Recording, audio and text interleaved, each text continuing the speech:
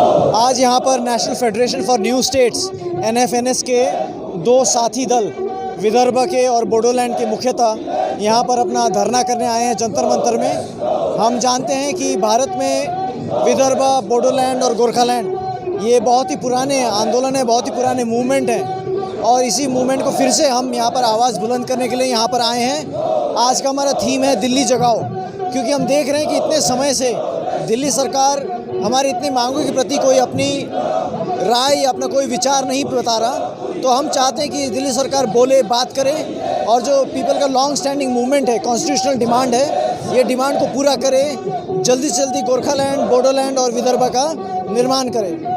और हमने ये भी देखा है अभी कश्मीर, जम्मू और लद्दाख के मामले में कि सरकार जब इच्छा करती है, जब सरकार चाहती है तो वह सारे अपोजिशन को हटाकर वो एक अपना इच्छा को पूरा कर सकता है। हम चाहते हैं कि विदर्भ के बारे में, गोरखालैंड और बोडोलैंड के बारे में भी सरकार अपनी विल पावर दिखाए, अपनी इच्छा शक्ति दिखाए और जल्दी से जल्दी इसका निर्माण करे।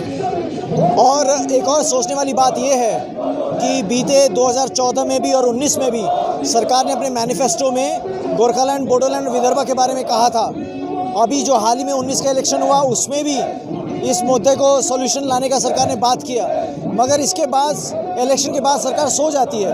अन्य मुद्दों पर सरकार काम करती है मगर जो इलेक्शन मैनिफेस्टो में प्रॉमिस किया हुआ है उस पर काम नहीं करती है। बहुत ही ये ट्रैजिक है, बहुत ही बुरी बात है और हम चाहते हैं कि सरकार जनाकांक्षा को पूरा करे, क्योंकि डेमोक्रेसी में लोगों की इच्छा पूरा करना ही सरकार का कर्तव्य है। इसलिए हम एक और बार सरकार से अपील करते हैं, मांग करते हैं कि इस चीज़ में जल्दी से जल्दी सॉल्यूशन लेकर आ जाए।